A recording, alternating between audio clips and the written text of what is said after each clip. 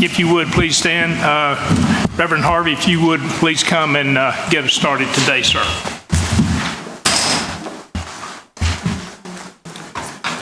Thank you, Mr. Chairman, council members. I'm Richard Harvey, pastor at Eastwood Baptist Church here in Bay Minette, and it's my privilege to lead in prayer this morning as we gather to do the business of the county and the citizens of Baldwin County. So join me as we pray. Our Father in heaven, we bow before you this morning, acknowledging that you alone are our source of strength. You alone are our source of love for one another.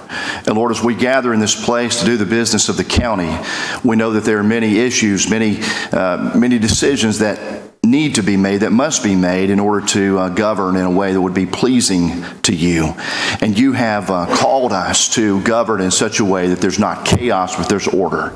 Your word tells us that we are serving a God who's a God of order, and we want to do that today in a way that will be beneficial to the citizens of this county. And Lord, we ask that you give great wisdom to these who make decisions, and the various decisions that are being made, Lord, would always be to benefit the citizens of our community.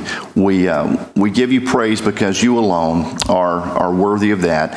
And Lord, we ask your wisdom in all things, that your name would be glorified. In Jesus' name we pray. Amen. Amen. Amen. Thank you. If you would, please join me in the Pledge of Allegiance. I pledge allegiance to the flag of the United States of America and to the republic for which it stands, one nation, under God, indivisible, with liberty and justice for all. Thank you very much.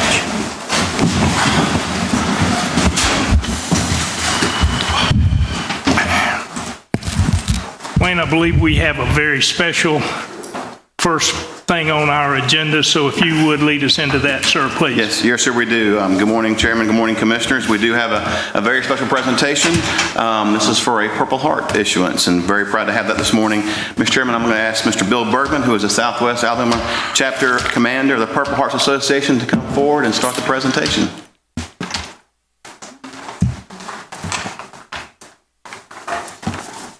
Thank you, Mr. Dice. Thank you, Mr. Chairman, Council, Commission. Thank you all. We're here this morning to have a presentation for Mr. Bill Silcox, Baldwin County resident, Korean War veteran, wounded in combat. Mr. Ed Evans will do the presentation in a few minutes to Mr. Silcox. And what I'd like to say first is that several weeks ago I got a call from veteran service officer in the courthouse in Foley, Ray Williamson, asking me about getting a Purple Heart medal for Mr. Silcox. And so we got that rolling, and Ray had gotten the medal back and set up this appointment here with you this morning. And so we are going to move on with getting Mr. Silcox his medal, his wife's request. And I'd like to say a little bit of something about the Purple Heart. It was originally begun in 1782 by General George Washington, then the Continental Army. And it was a merit badge and continued on as a merit badge and was seldom ever awarded. And that lasted until 1932, when General Douglas MacArthur approached Congress and asked them to institute it as a combat award for combat wounded military veterans. And it was backdated to include the World War I veterans, which I thought was very nice. My mother was born in Alberta. She had 3 brothers. All 3 of them answered the call in World War II. One went in the Merchant Marines, one went in the Navy, was a ship's cook, and the other one was in the Army in Europe. The Navy ship's cook was lost at sea in the Battle of Leyte, one of the few ship's cooks to ever get a Purple Heart. The other one lost an eye in Europe from a gunshot wound. it was a sad state of affairs for my mother to deal with all of this through those trying times in World War II. So Mr. Silcox has gone through a lot of pain also in his time.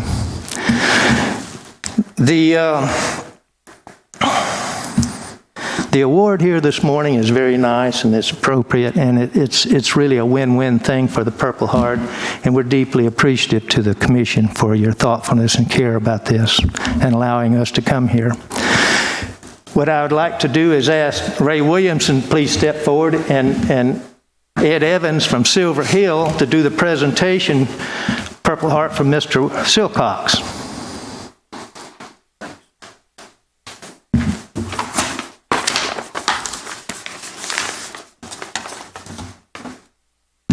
First of all, I want to thank our county commissioners for being pro-veteran.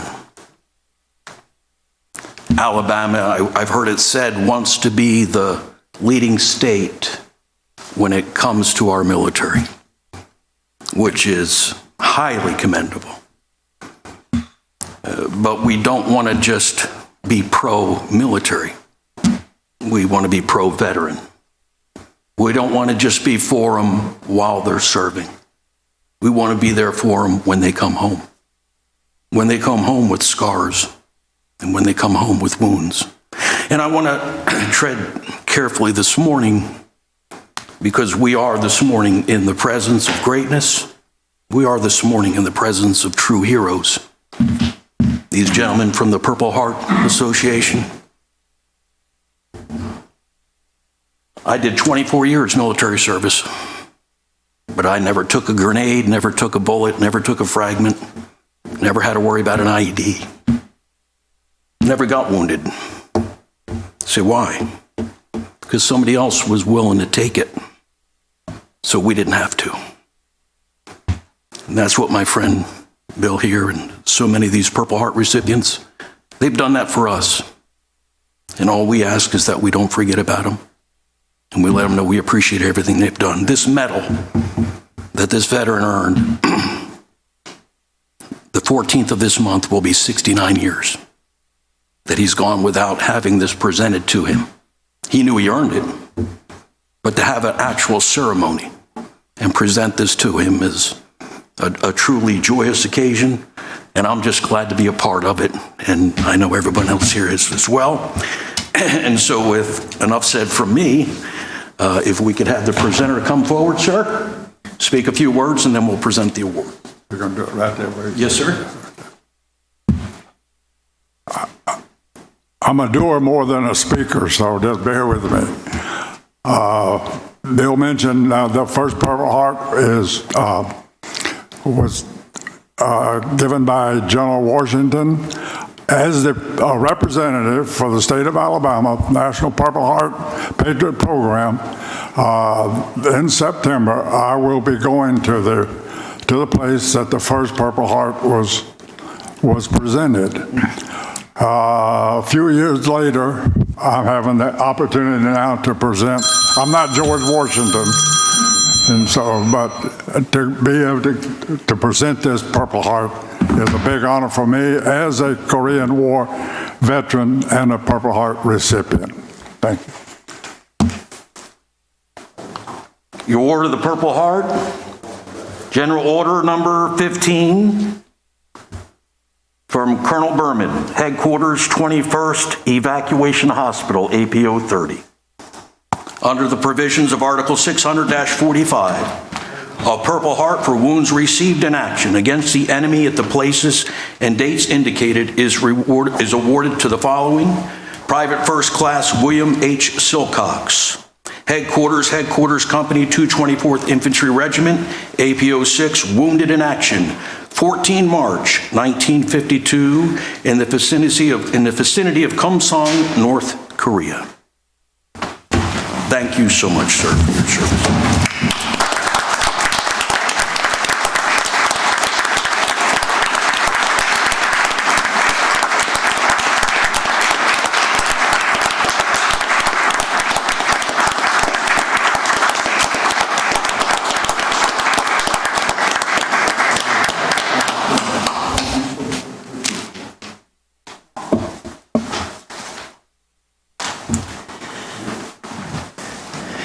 Mr. Chairman and Commission, thank you so much for this opportunity. It's been a pleasure to be here.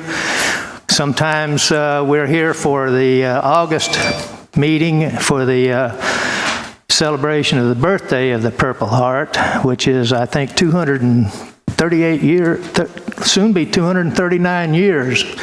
And we didn't come here last year because of the COVID and like so many other issues. So it was a pleasure to be here and see Mr. Silcox again. It's been over 40 or 45 years since I've seen him last. So thank you so much for this opportunity, and hope to see you in August. Bye now. Thank you, sir.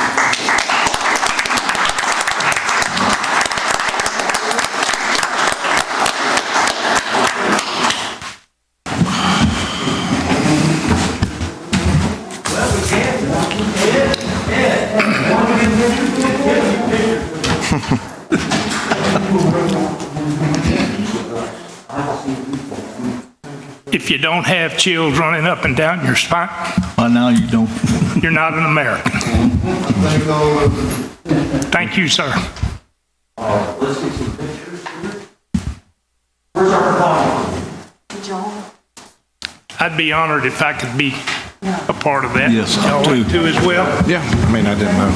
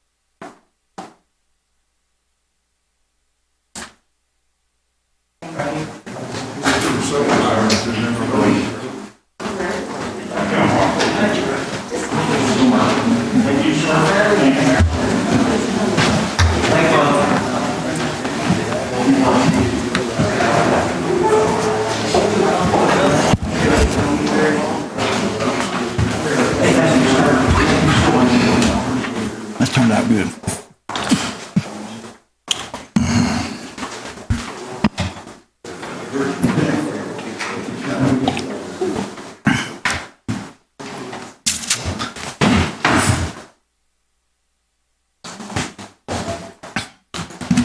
Mr. Chairman, if I may, before they get out of here, may I say something? Certainly. I am just thrilled. I'm just so excited that I have known Mr. Silcox my entire life. He's actually from Summerdale.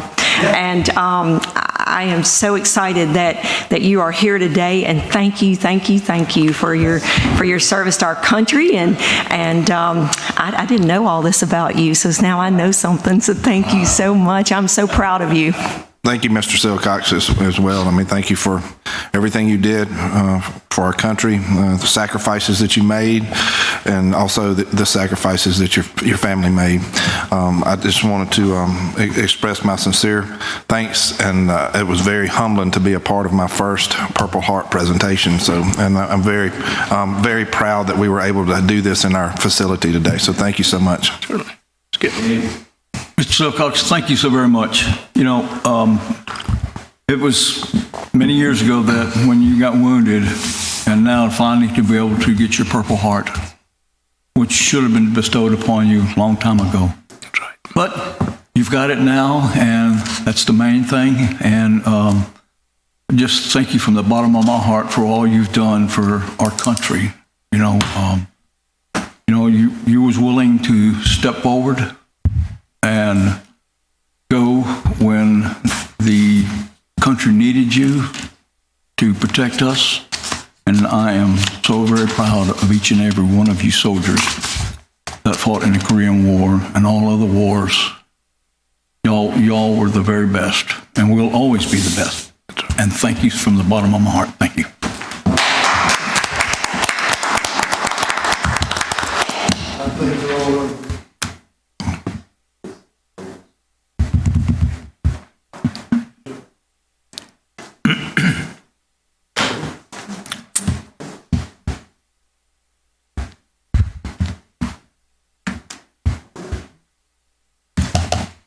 Thank you, sir. Yes, sir. Yeah, whichever's best for him.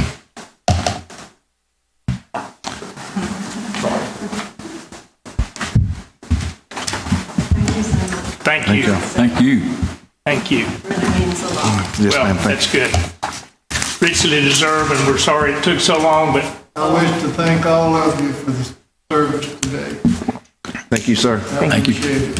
Thank you. Thank you.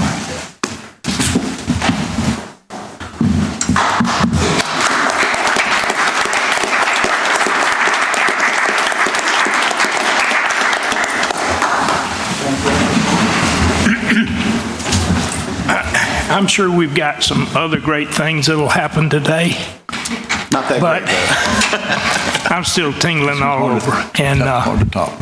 and that is hard to top, but we do have the business of the county to deal with. Wayne, if you would lead us into our agenda, please. Yes, sir, Mr. Chairman. The first item on the agenda is the adoption of the February 17th, 2021 regular meeting minutes. Mr. Chairman, make a motion that we approve the minutes from February the 17th, 2021 regular meeting.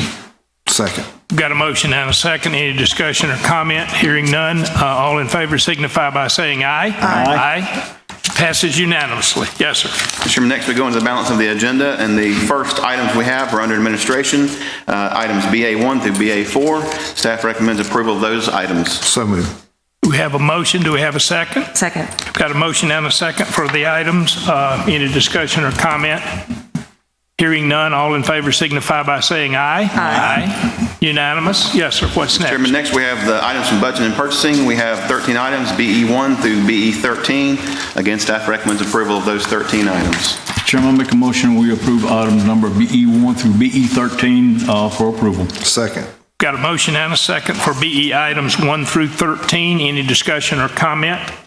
Hearing none. All in favor signify by saying aye. Aye. It's unanimous. Yes, sir. Mr. Chairman, next are two items from elected officials, BJ1 and BJ2. Again, staff recommends approval of those two items. So moved. We have a motion Second. and a second to approve those two items. Any discussion or comment? Mr. Chairman. Yes, sir. If I may, the chief is here from Coastal. Yes, sir. That's accepting this vehicle. I didn't know if he wanted to come up and say something, or you come up here to the microphone. Yes, sir. The Come stage up here. is yours. Yeah, there'll be people who want to watch this during the week, and if they've seen TV shows, they'll turn to us, or maybe they'll turn to us first and then watch their TV show. Well, I want to thank you all this morning. This helps our agency out a very good bit. So that's really all I have to say, but I want to thank each and every one of you. Thank you for Thank Yes, you. sir. Thank you. Thanks. As I shared with Chief, I go all the way back to Patrick Henry and Hobson State. So then we went to Alabama Southern, and now we're coastal, and we'll be whatever's next as long as we're educating our people. And thank you again. And Sheriff, thank you for providing this sort of assistance that'll be helpful both to you and to all our citizens in law enforcement. Thank you, sir. Thank you. We got to take vote. All right, we've got a motion there. Do we need to take a vote on those two? Yep. Yep. All in favor signify by saying aye. Aye. It's unanimous. What's next? Thank you. Mr. Chairman, next is one item from Finance and Accounting, BM1. Staff recommends approval of that item. So move. Got a Second. motion and a second. All in favor signify by saying aye. Aye. Unanimous? Yes, sir. Mr. Chairman, next we have 8 items from the Highway Department, BN1 through BN8. Staff recommends approval of those 8 items. Mr. Chairman, I make a motion we approve item number BN1 through BN8. Second. We've got a motion and a second for items BN1 through BN8. Any discussion or comment? Hearing none, all in favor signify by saying aye. Aye. It is unanimous. Yes, sir. What's next? Mr. Chairman, next is personnel items. We have 6 items, BQ1 through BQ6. Staff recommends approval of those 6 items. So moved, Mr. Chairman. Got a motion? Second. Got a motion and a second dealing with the personnel items. Any discussion or comment? Hearing none, all in favor signify by saying aye. Aye. It's unanimous. Yes, sir. What's Mr. Chairman, next? next are planning and zoning items. I'm going to ask Mr. Matthew Brown, interim planning director, to come up and go through these items. They're a little bit unique, and so Yes, sir. Matthew can help us go through that. Very good. Thank you, Matthew. Good morning, Mr. Chairman and Commissioners. Our first item is item BR1, which is the Baldwin County Planning and Zoning Commission board appointments. In this case, the staff is recommending that the County Commission accept the resignation of Mr. Robert Davis, Sam Davis, dated February 3rd, 2021, and then appoint Mr. Michael Molick as a regular member of the board for District 3, a District 3 nominee, to complete this term. So it will be effective March 2nd through March 1st, 2022. Mr. Chairman, I make a motion that we approve item BR1. I'll second it. We've got a motion and a second on item BR1. Any further comments or discussion? Hearing none, all in favor signify by saying aye. Aye. Aye. It's unanimous. Yes, Matthew. Thank you, Commission. Next item is item BR2. This is Planning District 19 Advisory Committee appointments. Staff has communicated with these 11 individuals, and the chairman has also met with the first 5 that we've listed here, and so the staff would recommend that we appoint the following individuals to the District 19 Advisory Committee. That's Mr. Paul Davis, Ms. Kate Fisher, Ms. Tracy Frost, Mr. Willard Holloman, and Mr. Jamal Allen. The remaining parties will continue to communicate with and encourage them to participate in the meetings through attendance and input. All right, if I could, let me comment. I did have a conversation with the 5, very impressed. And also, they shared with me, I didn't have to bring it up, but the other members that were considered can be utilized for their input in terms of special topics and committee assignments as the 5 advisors see fit. But I was very impressed with everyone. I see this as a pool of people that are not only, someone mentioned earlier, you can be a talker or a doer. These are all talkers and doers, and these are the people that we want to plug in as we go down the road in terms of various volunteer slots that will be very significant for our future. So I was very impressed, and I am pleased that your committee and you've taken over this area and made it what it needs to be. Thank you. Mr. Chairman, I make a motion that we approve item BR2. Okay, we have a motion. Is there a second? Second. Got a motion and a second to approve BR2. Any further comment or discussion? Hearing none, all in favor signify by saying aye. Aye. It's unanimous. Thank you, Commissioners. Next item is BR3, which is Planning and Zoning District 11. We're asking for 3 things here. It's a determination regarding the district boundary, basically making that part of the record, that it's not feasible to use voting precinct 36, and then setting forth the reasons or the justification for the boundary that was selected, and then the certification of the petition from the probate court or the judge of probate, and then requesting the judge of probate to schedule an election for Planning and Zoning District 11 no later than May 31st, 2021. All right, is there any discussion or comment on this item from any of my colleagues? I make a motion that we approve item BR3. We have a motion to approve BR3. Second. Got a motion and a second. Let me make a comment here. The requirement of how we publicize elections, to me, should be considered the minimum that we have to do, and that we should and will be doing everything we can to make everyone aware by whatever means possible. Some of the latest technology being the one I'm thinking of, or ones I'm thinking of, to make sure that all the people that live in these districts are made aware as early as possible. And I'm sure you'll make sure that happens. So we've got a motion and a second. Any further discussion or comment on this topic? Hearing none, all in favor signify by saying aye. Aye. It's unanimous. Thank you, Commissioner. Thank you, Matthew. Mr. Chairman, next we have one presentation. Shannon Spivey from our Citizen Service Center is going to make a brief presentation on their activities.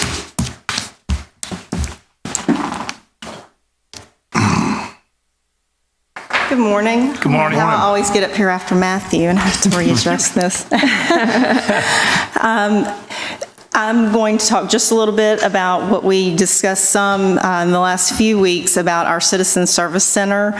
This has been something that the Commission 15 years ago decided that would be a benefit to our customers, and we get so busy handling phone calls that a lot of times we forget that our customers may not know who it is that they're talking to. And so as your customer relationship manager, part of my job is to manage our Citizen Service Center. And What we are striving to do is be a one-stop shop for anything government-related that our customers, our citizens, our visitors don't know who to contact. A lot of times those reach us through these generic courthouse switchboard numbers that the longtime residents of Baldwin County have been using forever for everything that has to do with any of the offices in not just Bay Minette,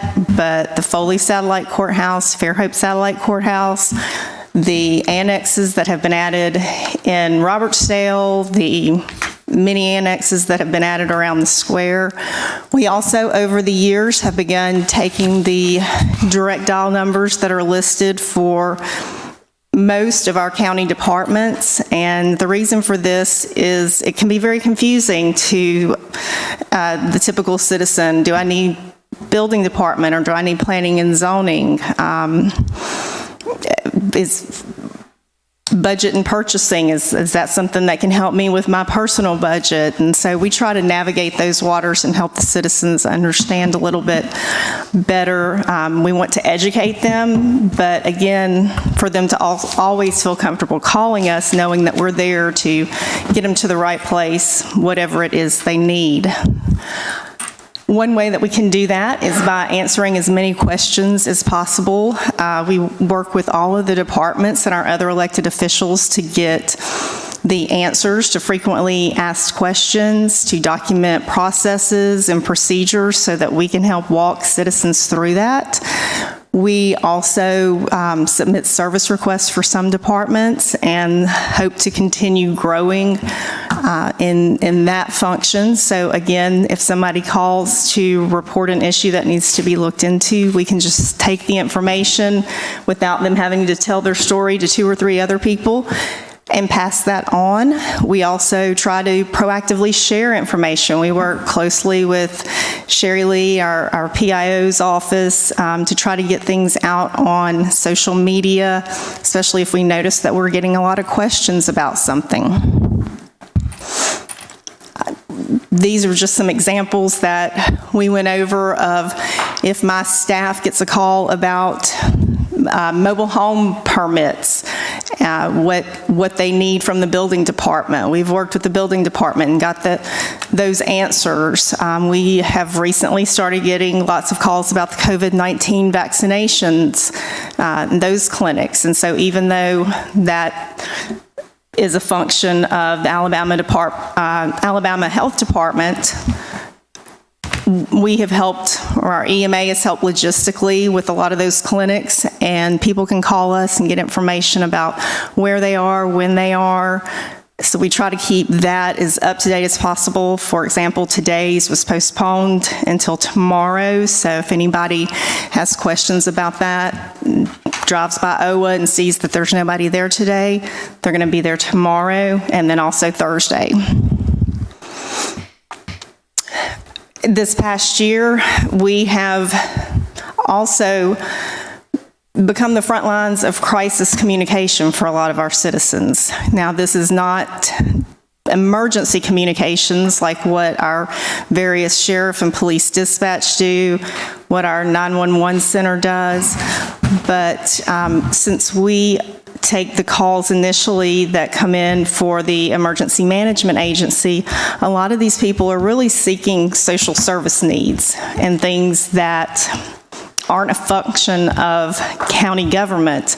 But again, we work with all of you, all of our supporting departments, get information about the partnerships we've developed with VOAD. We do work very closely with Kelly and the Council on Aging, and we refer a lot of our citizens to that agency. They may call because they have a problem paying their solid waste bill, and while we can't necessarily help them with that, we can talk to them about, are you familiar with our Council on Aging? And they may be able to offer some services. And I know Terry's office is great about this too. They may not be able to pay their solid waste bill because of what they're paying for prescriptions. And what they pay for prescriptions may be something that our Council on Aging can help with. So we all work together to try to find sometimes out-of-the-box answers for people. These are just some numbers. Again, a lot of people, when they call, whether it be because they are new to the county and things were set up differently wherever they're coming from, or they may have lived here all of their life and never realized, like some of you mentioned yesterday, that we had this consolidated call center. So in the past year, we've talked to about 250,000 of our customers. So chances are you have spoken to somebody in the Citizen Service Center at some point in the past year, whether you realize it or not.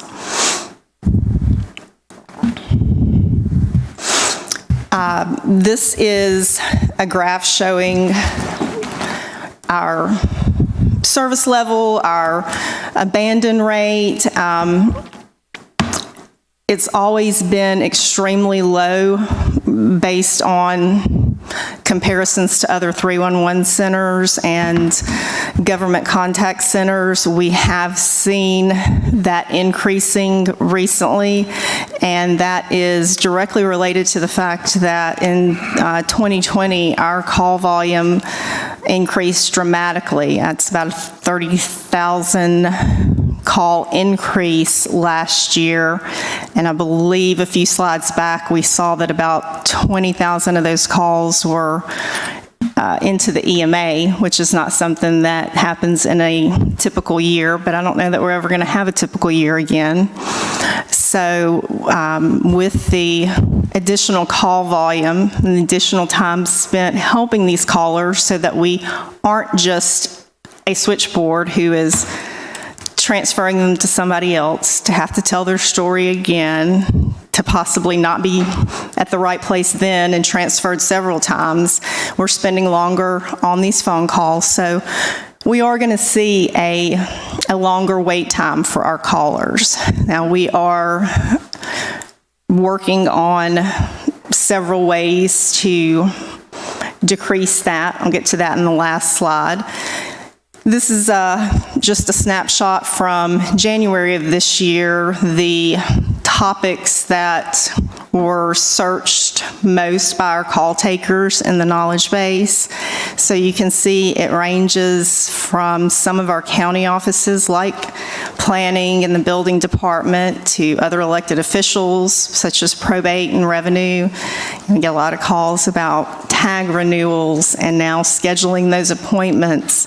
We also have to explain to people the difference between what probate and their licensing office does as opposed to the Alabama Law Enforcement Agency and the state examiners that are just across the lobby in Fairhope and Foley and what they do.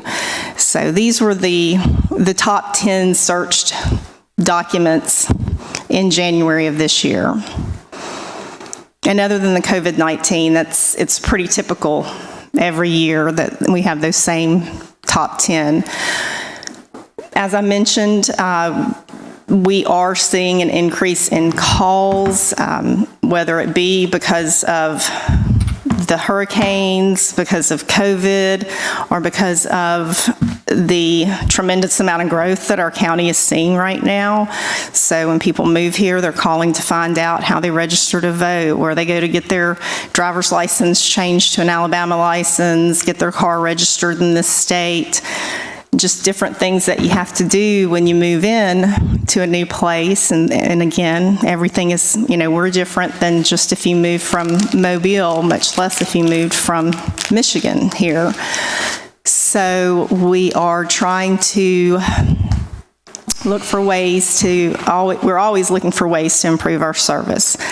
We want to continue to provide more support for commission departments so that they can focus on what their primary mission is, so the permit techs in the building department can go through that paperwork and get those permits issued more quickly so that these solid waste officers can be out there investigating the things that they need to investigate and not spending all of their time talking on the phone gathering the information. We are upgrading our knowledge base and continue to deploy it throughout more departments. And this is important because while most of the direct dial numbers do ring into our center, not all of them do. And even if you get transferred somewhere, we want to make sure that callers are getting the same answer no matter who they call. It doesn't matter if they called an office in Robertsdale or in Fairhope, Foley. They're all the same answers to their question. We want to increase the number of calls ended in the service center, again, by providing those answers or by entering a service request. We may need to look at expanding our team in order to improve service to our customers.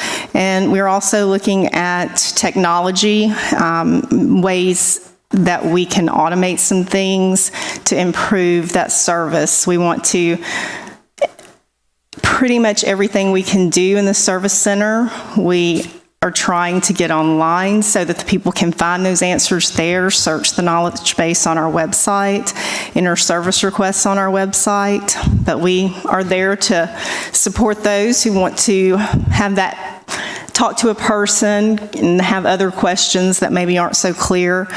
And another one of the things that we're looking at for 2021 is offering callback functionality. So if you call and you get a message that it's, your average wait time is, you're probably going to be waiting 5 minutes, you can push a button and get a call back at the number so you don't have to sit there holding on the phone, breaking your neck. We just call you back, and you don't lose your place in queue either. It's not that all the calls are returned at the end of the day. It's hopefully within 5 minutes you would get a call back. So that is all I have. Okay, any questions or comments from up here?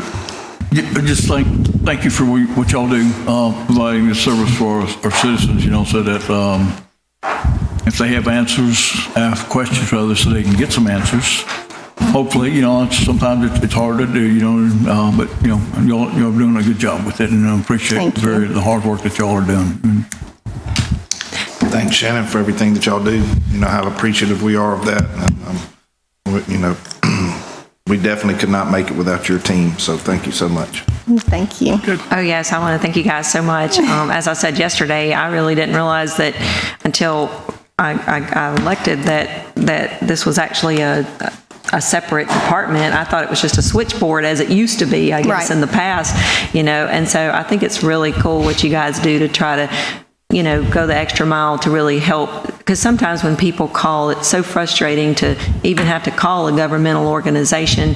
And I remember years ago, there was a commissioner at the IRS that wanted to be called the new friendly IRS. That's way past. But there was a time frame when there was a time that you could get a hold of somebody at the IRS, and their goal was to be the new friendly IRS. So I think we could just say it ain't new friendly. It's always been friendly, and you guys are awesome. Hate to compare you to a big federal agency. I'm not trying to. I'm trying to tell you how much better you guys are. Thanks. Thank you.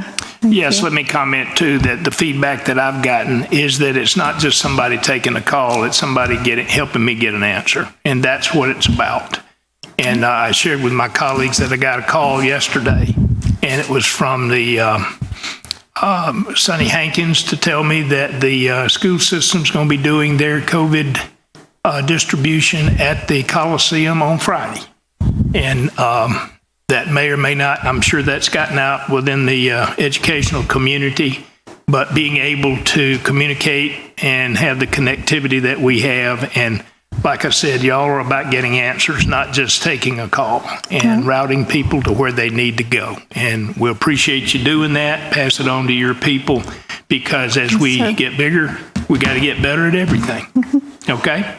Yes, sir. Thank you all, and we appreciate your support. Thank you. Thank you, ma'am. Thank you. Thanks. Wayne? Yes, sir, Mr. Chairman. Next, we have public hearings. The first item is D&1. I don't believe it's actually a public hearing. It's a little bit of a unique case. This is regarding case number S-21005, Blackwater Farm subdivision. This is an appeal from the Baldwin County Planning Commission. I'm going to ask Matthew to come up if he would and kind of go over this with you. We discussed it in the work session, but just to kind of re-discuss that issue. So we don't need to treat this as a public hearing, is that right? No, so I don't believe a public hearing is required in this case. I'm good. Yes, Matthew. Thank you, Commissioners. I spoke with legal counsel yesterday as we decided to postpone this an additional 2 meeting cycles. We're targeting April 6th to hear this appeal, just to make sure, since this is the first time we've heard this, since there was an amendment, and I did misspeak a little bit yesterday. I had said 2012. We found out yesterday, confirmed yesterday, it was actually in 2015. So I apologize, a couple years off on that. But that's when the regulations were changed at that time to add this appeal process.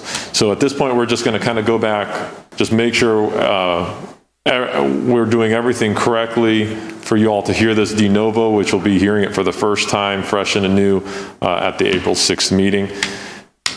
Does anybody have any questions about that? Do not. Any questions? What date did you say, April what? April 6th. 6th. And we have notified all the applicant, or the citizens and the applicant about today it being postponed. And Mr. Chairman, I believe we would need an action to postpone it till April 6th, yes. Okay, I'll make a motion that we postpone this until April 6th. Second. We've got a motion and a second to postpone this topic until April the 6th. Any other comments or questions? Hearing none, all in favor signify by saying aye. Aye. Aye. It's unanimous. Thank you, Matthew. Thank you.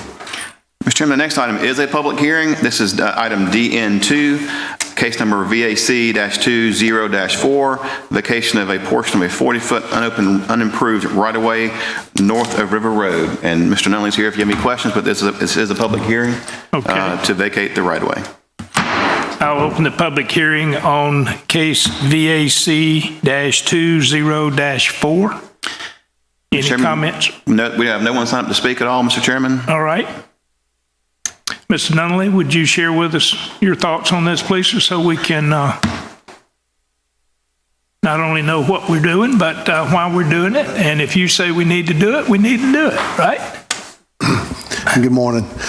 So this is just what we call an unopened right-of-way, and it was deeded to us years ago, but it's in an area that there's no road, and there would be no use for us to use it in the future. So the landowner asked that we vacate it.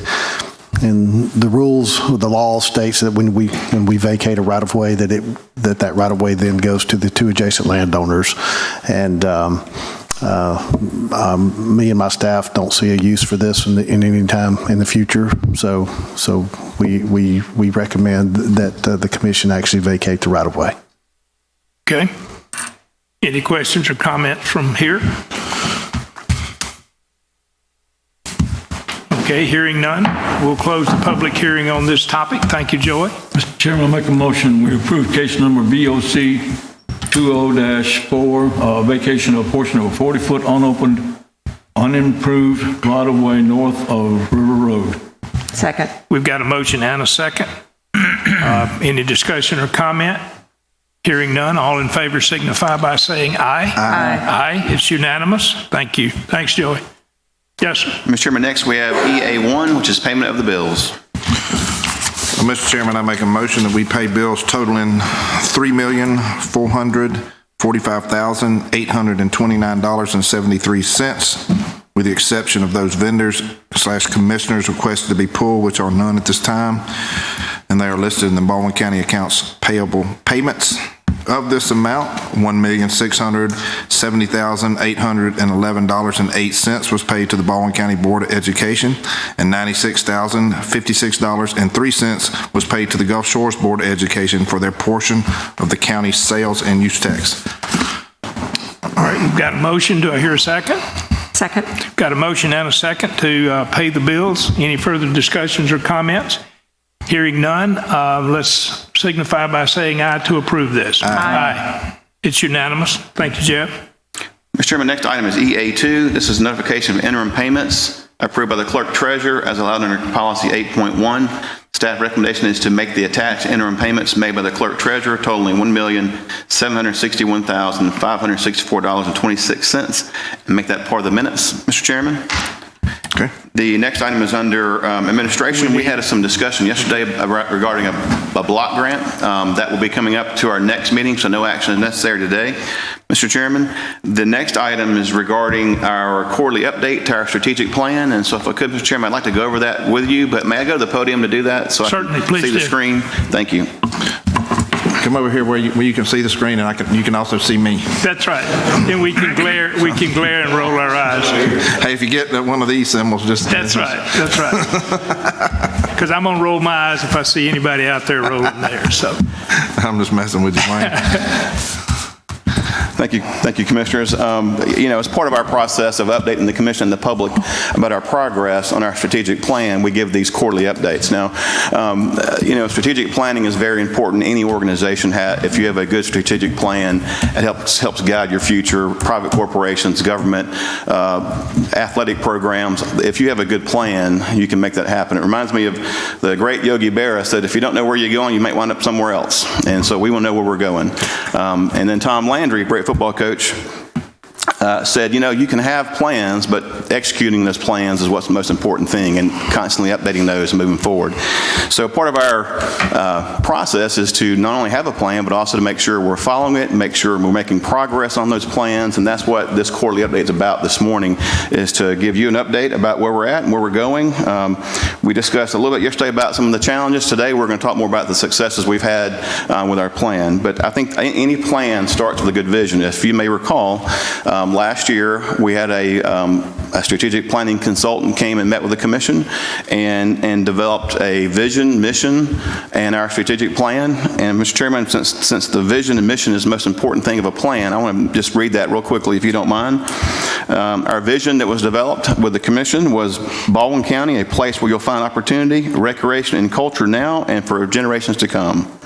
The mission is the mission of the Baldwin County Commission is to provide customer-focused services to people who live, work, and visit Baldwin County so they can enjoy a safe and thriving community and experience our unique heritage and natural resources. So those are two very, very important processes of any kind of planning process and strategic planning. That forms kind of the basis, and that forms the overall goal, the overall arching goals we're trying to achieve, Mr. Chairman. Now, as part of that process, the Commission identified 5 strategic priorities. These were the top things we're working on. The first one was growth and infrastructure balance. Second was public safety. Economic prosperity and workforce was third. Protecting the natural environment was fourth, and county government was fifth. With the very first one, the strategic priority 1, we had 6 strategic goals regarding growth and infrastructure. Now, as we discussed these, we were recognizing the fact that Baldwin County is growing. It's been growing at a rapid pace the past 20 years, and it's important for us to keep pace with that growth by providing a high level of service and also maintain the quality of life. And that's what you see in that slide there that talks about keeping the quality of life high and a great place to live and invite future generations to be here.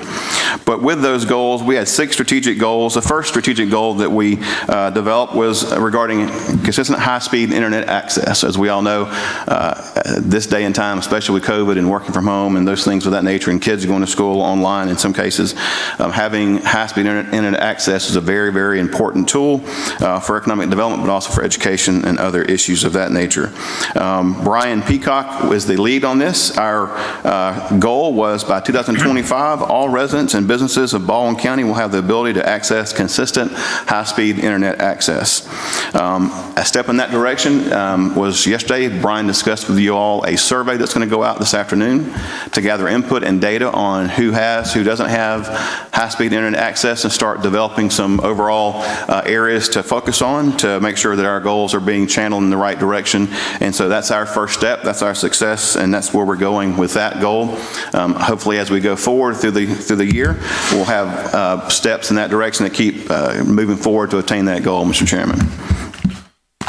Second goal was improving roads for local travel. Of course, as you know, the more homes you have, the more transportation issues you may have on a road with congestion. So the goal 2 of the overall strategic priority was by 2022, residents will experience a well-planned set of new and improved roads for local travel that will alleviate traffic congestion on arterials. And Joey Nunley was the lead on this goal. They've made quite a bit of progress. One of the areas of progress is they extended County Road 65 from Underwood Road to County Road 28, and they are in the process of surveying that and also mapping the right-of-way. So that's a step in the right direction with that particular goal, and and Joey's done a great job with that. They have a lot of roads they're working on, and so I think that's very important, and they've done a great job keeping up with that. The third strategic goal in that strategic priority was the Baldwin Beach Express 2. The goal was by 2025 to 2027, residents and visitors will experience reduced congestion with the completion of the Baldwin Beach Express 2. Now, obviously, we've had a bit of a bump in the road with that particular aspect of this goal, but we are still moving forward. We're looking for alternative ways to fund the BB2, and so we are still investigating that, and hopefully in the near future we'll be bringing back some ways we can help fund that project. Mr. Chairman, the next area that we were looking at from the transportation perspective is regarding extending County Road 20 from Hickory Street to County Road 65. This was given the notice to proceed for hydraulic design for stormwater drainage and those issues, so that is also moving forward. Those are all they don't seem like big steps, but they're all steps in that process of actually getting the road construction completed. Those are all very important aspects that must be done. The fourth goal in that strategic priority regarding growth is a comprehensive land use plan. This makes me a little bit nervous because I've had some experience with this before in the past. But by December 31st, 2022, property owners, municipalities, and schools will experience a comprehensive land use plan that ensures consistency between the county and municipalities, encourages predictability in the development process, and creates and fosters a coordinated vision and goals with cities while respecting the citizen-driven zoning process.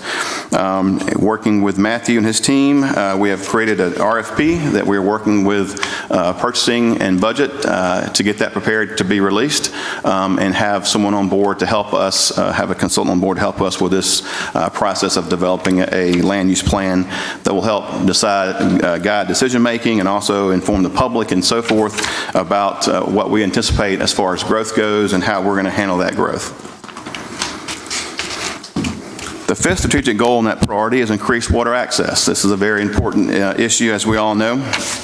The more people you have here, the more they want to enjoy our beautiful resources, and our waterfront and bays and rivers and the Gulf are one of those important things that we try to make available to the public. So that goal is by 2025, the community will experience increased water access with parking throughout the county, as evidenced by 3 additional water access points with parking, upgrades to existing water access points. And so far with this, the commission has actually purchased up some property on the Bonska River, the County Road 6 property. We purchased that, I believe, a couple of months ago, and so we are working to get that ready. It's a pretty large piece of property, and it's heavily wooded to some extent, so we're working very closely with that. So we've already made some drastic steps in that direction as far as purchasing waterfront property.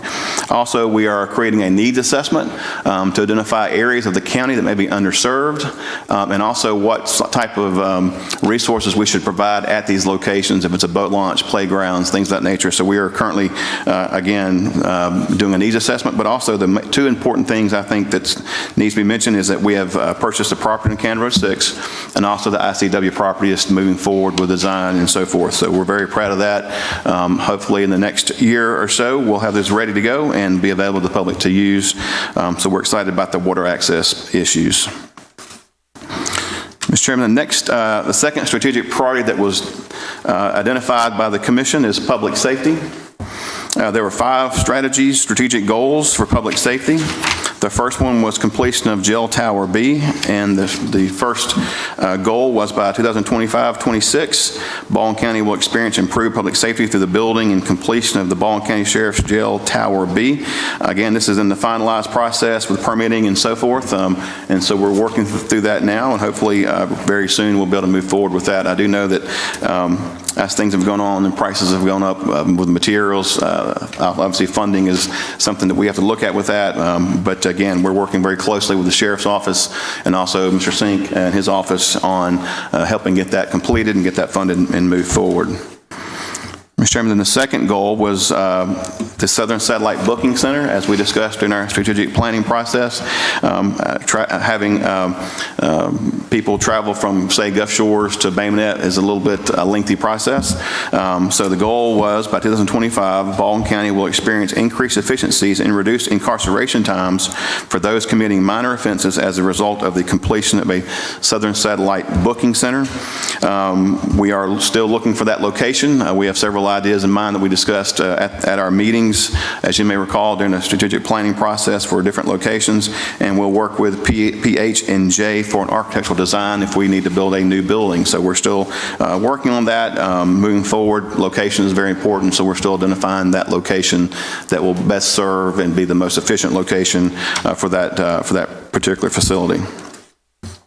The third strategic goal is expand capacity at the Juvenile Detention Center. The goal was by December 31st, 2021, Baldwin County will experience increased capacity to safely hold juvenile offenders and the expansion of a 10 to 20 beds in the Juvenile Detention Center. Again, we're looking at trying to reach 20 beds. We have I guess the success here is the project architecture has developed plans for the JDC. Right now, the funding is what we're evaluating. It looks like it's going to be between $2 million and $2,250,000 for that additional 20 beds. But we are working with that. Ron Ballard does a great job with the JDC, and we're working closely with him to identify the needs and also to identify the funding sources for that.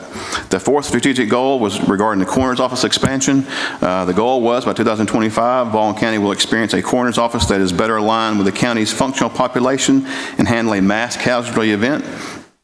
And one of the issues that was identified was their staff's compensation and benefits. The county commission has worked closely with them, and I believe they have been given increased compensation, and also they're under the workman's compensation protection now. So that's a big step forward with that. There are still some challenges that remain with that, trying to keep up with the expanding population, and with that you have deaths, obviously. And so we're working very closely with the coroner's office to make sure we keep on top of that. The fifth goal of that strategic priority is emergency operations planning. The goal was by 2022, Baldwin County will have completed a threat hazard identification risk assessment, a THIRA, and a corresponding emergency operations plan, EOP. What we've done, the action that we identified was contract with a consultant to ensure an updated THIRA and EOP and address all areas for Baldwin County's unique, fast-growing population. And so far with this, we have identified a consultant and secured a contract with that consultant. Mr. Chairman, the third strategic priority is economic prosperity and workforce. There were three strategic goals with this particular priority. The first goal was industry locating operations at the mega site. The first goal was by 2025, Baldwin County will experience one or more sizable industries locating operations at the mega site. Working very closely with Lee Lawson and EDA. They have been working diligently trying to find some tenants for the site. They have been in contact with several. As we all know, that's very kind of confidential to a point, and so they have been working very closely with several entities. It's my understanding that they are working closely with, and we hope that soon they'll become brought to fruition and again meet our goal for the mega site. Mr. Chairman, the second strategic goal under that priority is workforce training. By 2026, Baldwin County will experience an adequately trained workforce in the areas of transportation, aerospace, automotive, healthcare, and distribution.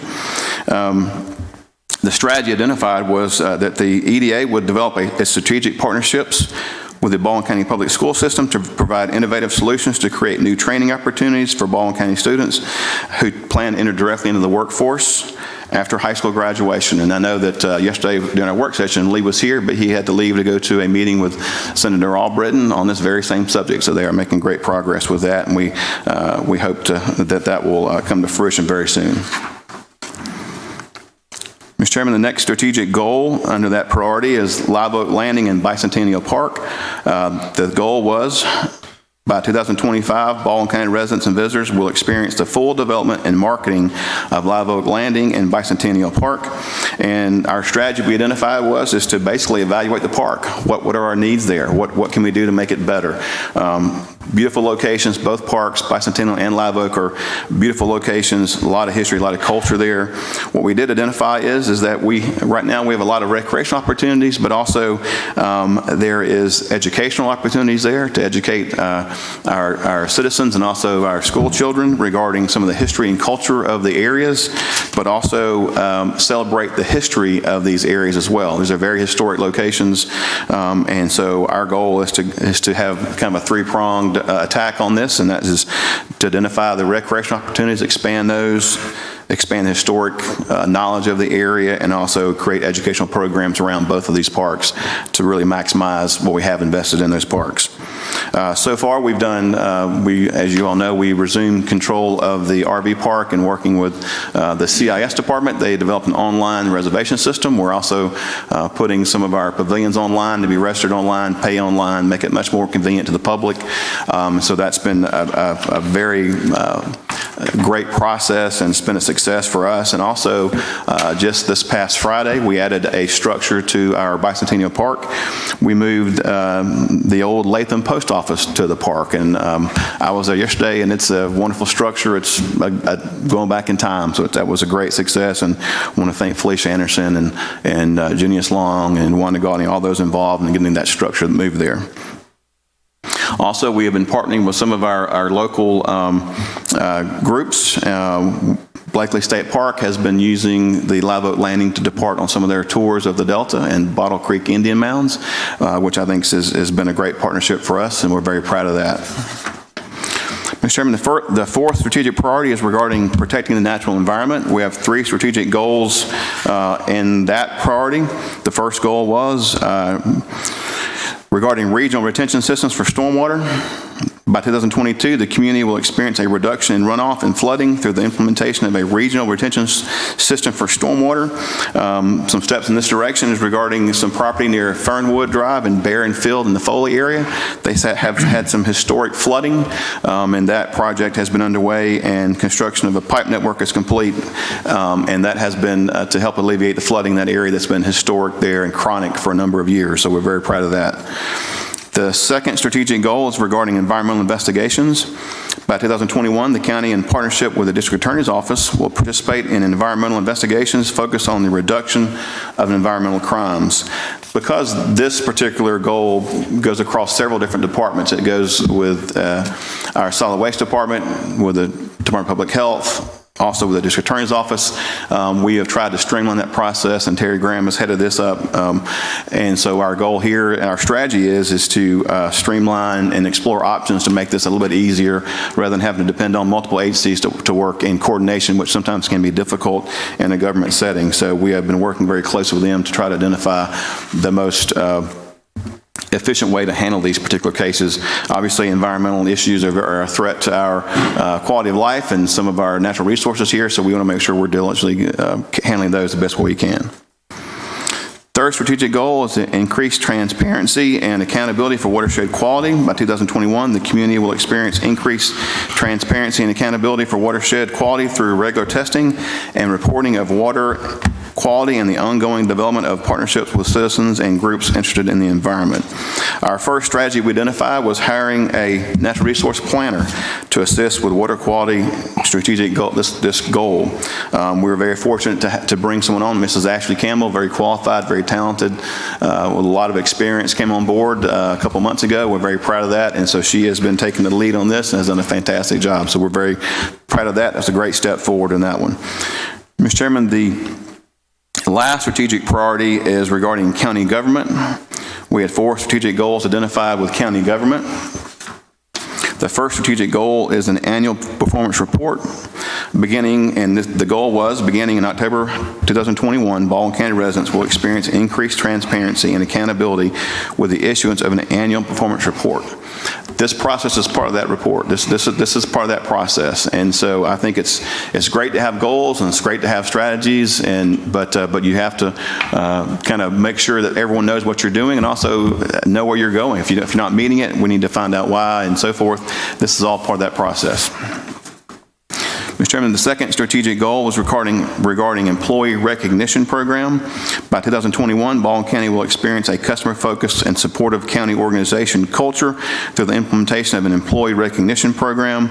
Some of the strategies we identified was expanding employee the quarter program, employee spotlight on social media, and end-of-the-year employee recognition programs. And Mrs. Deidre Hennick from the Personnel Department has been heading this up. She's been doing a good job with that. And we have, at our department head meetings, we've discussed various methods and ways to really improve that and to really highlight the employees and the work they do. Mr. Chairman, the third strategic goal was timely customer service and response. The goal was, by 2021, the community and citizens inquiries will receive a response or return phone call within 24 to 72 hours. And this is part of our overall culture of customer service. It's something we focused on, and so our strategy we identified was to really kind of survey the employees and see what their expectations are regarding their turnaround time and customer service culture. And so we have started to work on that and polling and discussing that with our employees regarding that culture and kind of make sure we're on track with our customer service culture we have in the county. Mr. Chairman, the fourth and last strategic goal was regarding government partnerships. Our goal was, by 2022, the community will experience enhanced service delivery through the initiation and continuation of regional partnerships with municipalities, adjoining counties, and boards of education. What we identified as a strategy is to identify key partnerships for the Baldwin County Commission and create pathways for more effective communication and collaborations to better serve the public. Part of this goal is to meet with the mayors, and we're doing that on Friday to go over things we have in common that we can work together to really solve some problems that we have in the county. And so that's a success for that particular goal. We made great progress, but again, I think the commission desires to meet quarterly with the mayors and discuss ways we can work together to solve our problems. So, Mr. Chairman, that's quick, but that's the update. Be happy to answer any questions you may have on this, if there's any. Questions or comments? Good job. Strategic plan. Thanks, Wayne, for all that, and thanks for, it was a great, it was fun being part of the process to finally get something in line and plan for future years to come. And I don't know if we'll all be sitting here again next election cycle, but I hope whoever is continues with these goals and makes sure these plans are carried out. And once these are carried out, keep going on with more plans, because that's what keeps us going in line and moving. So thanks again to you and your staff, everybody involved in this process for putting all this together. These are just some great measurable goals, and we really appreciate all the hard work that you've done. I think you guys are going to send us a copy of that. We are. That'd be good. Good. Appreciate that. I'm going to keep it on my desktop so I can refer back to it, because you guys are doing all the work. We just kind of met and had that one thing, and you guys are doing a great job. Thank you. Just thank you. This is something we've been long overdue and working on, trying to get us a place to go. Basically, it's like you said at the beginning, if you don't know where you're going, you ain't never going to get there. That's right. That's right. I liked your quote of Yogi Berra. Another one he said was, people don't go to that restaurant anymore because there's too many people there. Yogi was one of my heroes way back. But look, having a plan is the start. Time will tell whether our plan's any good. But not having a plan is guaranteed chaos.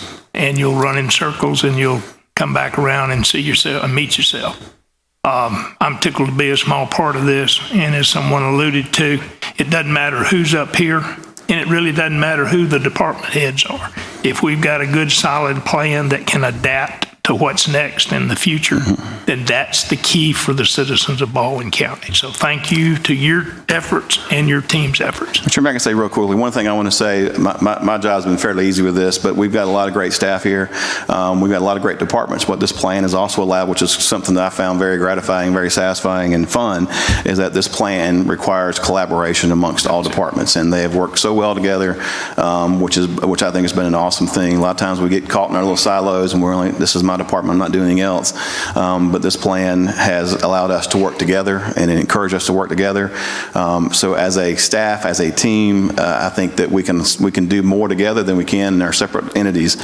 And so I'm very proud of that. But again, the plan is great. I'm very fortunate. I feel very pleased. I want to thank you all for allowing us to develop this plan. I think it was mentioned a minute ago that we have a lot of things going on, but we have to focus our efforts on some things, and those strategic priorities is what you chose to focus your efforts on. And that wasn't just chosen just in a vacuum. We had public meetings with the public. We had surveys. We met with the school board. We met with law enforcement. We met with the Chambers of Commerce and EDA and all those and got their input. And so that input was gathered and given to you all, and you all set these priorities that help us focus our efforts to make sure we're maintaining goals. A lot of times you can get scattered on doing various things. You do a lot of things, but you don't achieve anything.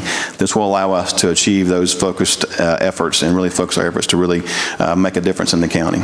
So thank you very much. Thank you. Thank you, Wayne.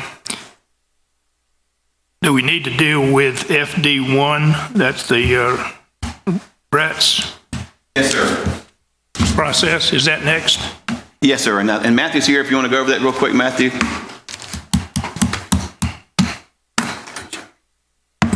Thank you, Commissioners. We received a request on February 8th, 2021 from Mr. Mike Bunn for use of a Bratz bus as part of the Living History event commemorating the Battle of Fort Blakely that's scheduled for April 10th, 2021. They've requested us to donate the use of one bus. Under our charter regulations, we're not allowed to compete with charter companies, and one of the exceptions to that is you're not competing with them if it doesn't cost anything. And so the simplest way for us to supply this service, and arguably the only way for us to supply this service, would be for us to donate that out of Bratz cost center. And we have the total cost here to be $454.80 to Bratz. And we can certainly afford that out of our cost center if that's the will of the commission. Okay.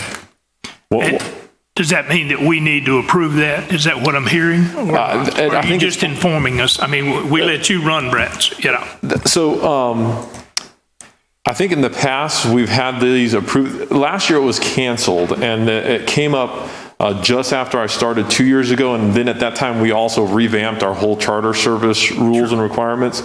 So I think historically for any type of donation, we have brought that to the commission for your ultimate approval. But if we don't want to actually take action and just leave it to my quote-unquote discretion or how to handle that, I'm happy to do that as well. So. Yeah, I think it's just for discussion only today. I think it was actually for decision today, I believe, unless Brett and this can hold off. I want to mention that the likely is a state park, so it is a state park. They're under an authority, but it is a state park, I believe. So, that's right. But again, I mean, is this time sensitive, Matthew, or does it need? So it's not time sensitive for us. They have the event on April 10th, so technically we could approve it at the next meeting and still meet their requirements. But at this point, we have everything we need on our end to move forward if that's the will of the commission. That's what I'm asking. In my agenda that I'm looking at, it says staff recommendation, discussion item only at this time. It seems like to me that, wouldn't this fall under Bratt's provisions do they always have to come to us to ask? They do. On stuff like this? Yes, sir, they do. Well, then, if that's the case, then, I mean, I'll go ahead and make a motion that we approve this item. I'll second that. Okay. Any discussion or comment relative to the motion that's before us? I think it's the right way to go. All right. At this point, then, let's have a vote on the motion that's before us relative to approving this expenditure to support the Battle of Fort Blakely reenactment. Any discussion or comment beyond there? Okay, if not, all in favor signify by saying aye. Aye. Thank you, Commission. All right, thank you, Matthew. It recorded as unanimous. Yes, sir. Yes, sir. Mr. Chairman, next we have commissioner requests. I don't have any requests, sir. Your request. I do have one, and I'll comment on it later. I want everybody that's in this room that has employees to make sure that each of your employees fill out this high-speed internet survey. Because if we're asking our citizens to tell us what they have and what they need and what they want, unless you have employees that don't live in Baldwin County, and you might, but you need to strongly encourage every one of your people to fill this survey out, because the more people that fill it out, the more information we will have when we talk with legislative groups and do a roundtable with the providers to improve, not just now, but long-term, our internet connectivity. So I don't know that we can technically, legally require all your employees to fill it out, but I may ask you what percentage of your people did, and all I'm asking you to do is encourage them, and if they'll share with you that they're going to do it, I'm okay with that. But if we'll do it internally, that'll be a great start, and I'll comment later on in our comment section on another idea I have on this. But all of you that have employees under your charge, please make sure that they know how important this survey completion is. All right, that's my request. Is there any, we can get some of these forms at the satellite courthouses and stuff so that people can hand them out? I think it would be good. I know like the sheriff, he gets a lot of people coming to his office. Sure. You know, and any place where we've got where people come in is having a thing so that they can pick them up and return them back. You know, I think it would be a lot of help. I agree. And I've got several that I was going to list in comments, in comments a little later in the agenda, but that's a very valid point. Okay. Because we need every detail we can get. Yep. This is a data-driven decision, and the more people that fill it out, the better decision we'll be able to come forward with. But that's under my request aspect. And Wayne, let's go to, we have an addenda? Yes, sir. We have one addendum. This is regarding the Magnolia Landfill Recycling Center, regarding the Go Mesa submittal of a grant request. As we discussed yesterday, I believe that working with Terry and her staff, they want to submit this as part of the Go Mesa funding request. Correct, Terry? Yes, Terry, if you would come up, and we had some discussion yesterday, but our people that'll be watching this, quote, live or later on, it would be helpful for them to get your thoughts on this.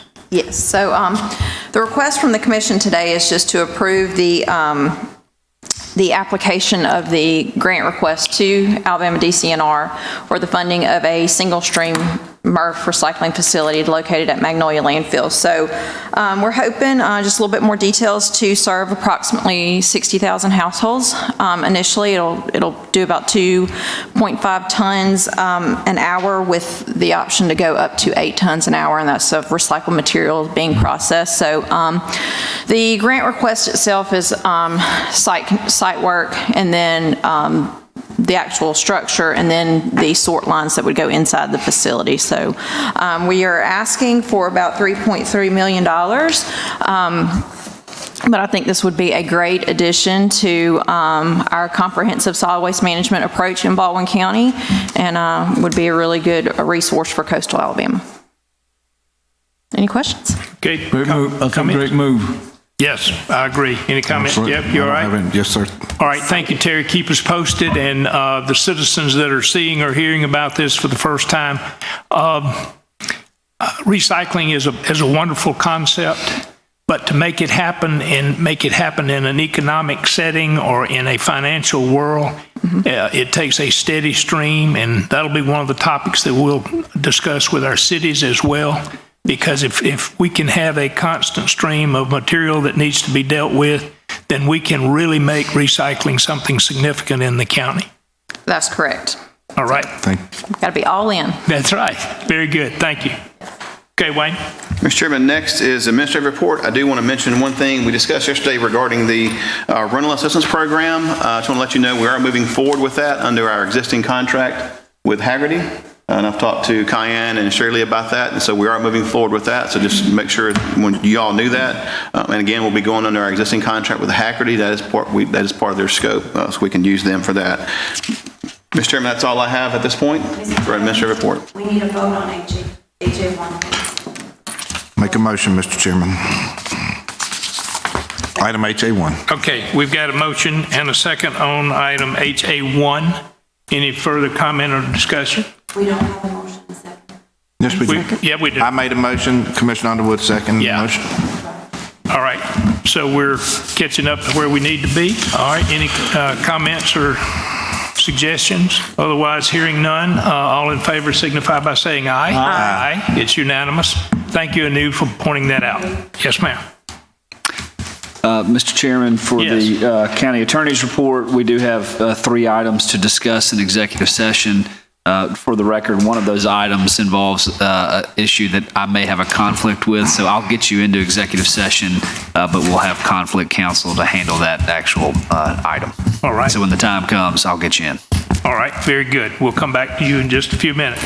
All right, we've got public comments. Anybody from the general public? I don't see anyone. No one raised their hand. No one signed up, Wayne, I guess. No, sir. No, sir. All right, and we have any press questions? I do see we have a member of the press, but he's nodding that he has no questions, and we appreciate that. But anytime you have questions of us, you certainly feel free to ask them, okay? All right, Commissioner comments. Skip, would you like to lead off with that, please, sir? I want to thank the staff for getting everything together for our meetings, and also want to thank them this morning for the presentation we had for Mr. Silcox. That was very, very gratifying, that we was able to provide the facility for Mr. Silcox to get his Purple Heart, and I think that was the most astonishing part of our meeting this morning, was that event of having him receive that Purple Heart. Again, thank you. Very good. Billy Joe? I ditto on that about Mr. Silcox. That was, I'm going to take this off so people can actually hear me. I have known Mr. Bill Silcox, as I said earlier, my entire life, and I knew that he was a veteran, but I didn't realize sometimes these guys are gentle giants and they don't tell us what had happened to them so many years ago. But just thank goodness that we were able to do this for him in a manner where that he was actually able to get it in person. And I know a lot of his family members are going to be so happy to know that he's being recognized for this, and anybody that's a citizen of this country. So that was a highlight of this morning, and I appreciate him being here and his family, and for the Purple Heart guys, always a pleasure to see those guys here. And with that, that's really all I want to talk about this morning. Thanks. Very good. I mean, we had a great day today, great morning, a lot of reports, presentations. You can't top the Purple Heart presentation. And there's a couple of things I wanted to mention. And I'm going to put Brian on the spot. He doesn't know it, but he's the only one that can relate to this better than most of us. And Mr. Dice touched on a little bit yesterday, but myself and a few of the employees attended one of our employee, Kenny McElwain's funeral on Sunday. It was a very, humbling experience to be a part of something like that, and to know that Kenny had friends not only in his hometown, but he did consider his friends that he had made for the past, I guess, close to 18 years that he's worked for this county, part of his family as well, and the friends and family of a place called Tibby, Alabama, was very welcoming to us that went there, and it was, like I said, just a nice, quaint country service. And I just wanted Brian, if he would, maybe to come up and just share a couple of things about Kenny and honor him the right way, because I didn't know Kenny like Brian and Wayne knew Kenny, and maybe Brian can just share a little bit in my comment section. I would say probably the word to feel Kenny's passing is a gentle giant. You never spoke to Kenny where he was not encouraging in some form or fashion. And I will try to do my best to remain calm, because Kenny was very close to all of us. And I told his family that we didn't just look at him as a coworker, he was part of our family. And that's something that's very unique within our department, I think many others, is that we spend a lot of time together. And we become really close. We become much more of a family than just someone that works a 8 to 4:30 shift. And having the opportunity to work side by side with Kenny on so many projects, to hear his stories, relatable stories to each and every one of us. It was more than just GIS work. He really opened up and shared his passion for his job and his passion for the work he did here at the county. And he'll never be replaced. There's no way we will be able to replace the person that he was. And if I can leave this world with the respect that he had from us within the department, I'll know that I've done something great. Thanks, Brian. Thanks, Brian. Wayne, would you want to comment? Yes, sir, if I could. And we all love Kenny. Kenny started in the planning department. He went to CIS for the balance of his career. But, interviewing Kenny, I recall this to this day. It was a hot August day. We had interviewed 5 or 6 people for that position. When Kenny came in, I think Kenny was our last interview. I knew right off the bat that was the person we need to have in this department. His intellect was tremendous. Kenny went to Auburn, proud Auburn University graduate, had a master's in agronomy and soil science from Auburn University. Very smart guy, but when you hear him talk, he is from Tibby. Tibby's a great place, wonderful place, but it is a little bit remote. I love going out there to the funeral. It's a nice drive out there. I hated to go for the occasion, but Kenny had a way of saying things and doing things that was really funny. His intellect was tremendous. One of the smartest people I've had the pleasure of being around. But also his wit and his humor was what made him so much fun to be around. Having lunch with him and talking to him, he was always so much fun to be around. Had a very, very positive impression on everyone he touched. And I think, as Brian said, if we could all leave and have an impression on someone in a positive way when we leave this world, I think we'll be better off for it. Kenny absolutely did that. Everybody he knew had I got in texts from people that knew Kenny and said, "Oh, I'm so sorry to hear that." And they always say, "Hey, what a great guy, what a smart guy, and how much fun he was to be around." So we're going to miss Kenny tremendously.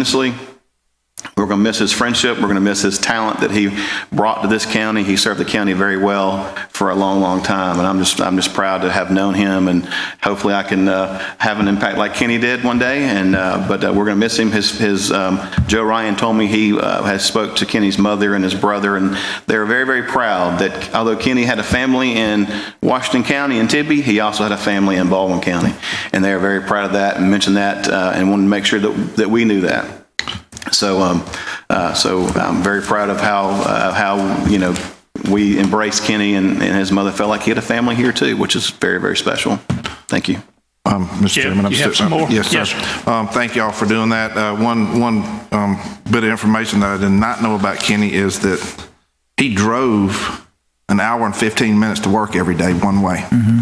That's how much he was dedicated to this job. So I can't imagine driving 3 hours round trip to get here every day, but that's what Kenny did. I don't even know what the mileage would be on his car, how much gas money he spent, but he drove from Tibby every morning here for a little while. So that's just one fun fact. And I did not know his nickname was Shug either until the funeral. So I can see that now. One of the things I wanted to share, I shared this with Mr. Dice this morning. This is a 41-year-old book that the county commission gave out back in 1980. And this was given to me by a friend that I drink coffee with every morning named Mr. Herb Waters. He always gives me little insights about what we should be doing and things like that. And he's right. I mean, this since 1983, this was when this was published. This was a little factoid book that was given out to the public about basically what drives industry here, or what drives people to move here. And back then it was industry, and we know now that it's probably more of the white sand down at the end of the road. But in 1980, Commissioner Davis, there was only 78,556 people living here. So 41 years later, we're where we're at now. I think it would be an awesome idea. This had one of the things that's kind of funny, it highlights our communications that we have in this county. That's right. We had 3 AM stations and 3 FM stations. We had 3 networks on television and 1 independent station. We had Gulf Telephone Company and South Central Bell, and we got 4 weekly newspapers and 2 daily newspapers. Daily? We don't have any of that anymore, hardly. So I think for us to pursue doing something like this, and we can definitely do it electronically, but to have something like this to be able to pass out to people, it even had a place here in the back that you tore off, and it said, tell me about the industrial climate of Baldwin County, and put your name and company and tear this off. And we actually at this time had still have the Industrial Development Board, and it went to them, and they was collecting data on who was interested in moving their businesses here. So, man, I think something like this, Wayne and whoever would be in charge of Sherry Lee, putting something together, just a little book like this, but it'll be a lot thicker, I'm sure, a lot more information, because we've come such a long way since 1983. And then I'll just end with this. These were the commissioners at the time. There were 4 at this time: Neil Lauder, Commissioner Cooper, he was the chairman, Clarence Bishop, and Stephen Steele. Those 4 guys put this together. We didn't have many state representatives at that time. It lists all the state representatives, our senators.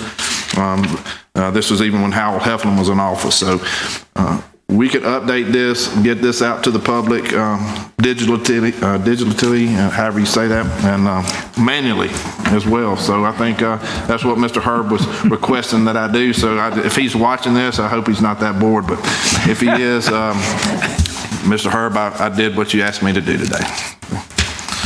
Jeff, that's it. Very good, Jeff. Hey, my grandmother referred to all of her grandkids, and she'd call her Shug. And so if you heard Shug, you looked to her to see if she was looking at you. We need to make sure that the people that we're working with right now get the attaboys and the attagirls, as I refer to them, every day. Because one day we won't be here, or we won't be in the capacity that we're in. But folks, this is the finest place there is. And I'm from north of Tibby. I'm from up in Clark County, and I know where West Bend and Campbell and Coffeyville and all those places are. And I had 2 cousins drive from Coffeyville to Mount Vernon to work every day, 44 miles one way. The other thing I wanted to comment on, and it has to do with the reinforce the completion of this survey. I listed 6 places or groups that I want us to make sure, and we probably are, but just bear with the old guy and let me say them. We talked about the departments and our employees. We need to make sure our schools, everybody that works and teaches at a school, needs to make sure that they fill out this survey. We need to go and deal with our churches and every member of the church and every staff person. We need to make sure the HOAs and the POAs have this, so we can make sure that the subdivisions get adequately reported. Our people that work in state in the various boards and organizations, because folks, everybody that lives in this county needs to fill this out if they give a rip about where we're going. And being able for a young couple to move to Baldwin County and prosper in whatever way, one of the things they're going to look at when they decide where they're going to live is what kind of connectivity they have. And they'll actually choose the house that has the strongest connectivity over one that might have some other amenities. As my neighbor said, I get 5G for 30 minutes, but it's at 2:30 in the morning. So we're also going to work real hard to make sure that we get the players around the table and move us on. And Jeb, that literature you just referenced, we need to make sure every history student, every social studies student in every school, public and private, know about those facts, but more importantly, know about the new facts that bring it up to date. So it's phenomenal that we have the history that we have. But folks, we also have the responsibility to go forward in a way that somebody will be looking back at us 20 or 30 years from now, saying we did something good, we did something right, or we were trying to do something good and right every day. So at this point, before I start crying, I think I'll entertain a motion that we adjourn, and then we'll go into executive session by our attorney. Yes, sir. Thank you, Mr. Chairman. Mr. Chairman and Commissioners, I recommend that a motion be made to adjourn this meeting and convene an executive session to discuss the general reputation and character, professional competence of individuals, or to discuss the job performance of certain public employees, to discuss the legal ramifications of and legal options for pending litigation, controversies not yet being litigated but imminently likely to be litigated, or imminently likely to be litigated if the governmental body pursues a proposed course of action, to discuss security plans, procedures, assessments, measures, or systems, or the security, safety of persons, structures, facilities, or other infrastructure, and to discuss the consideration the governmental body is willing to offer or accept when considering the purchase, sale, exchange, lease, or market value of real property. Someone will make the motion in a second, then I'll make my declaration, then we'll vote, and we will announce we will not reconvene. So moved. We've got a motion. Do we have a second? Second. We have a motion and a second. Okay, I'm an attorney licensed to practice law in the state of Alabama, and the plan discussion applies to the exception stated. All right. All in favor signify by saying aye. Aye. We stand adjourned. Thank you for your time and your efforts.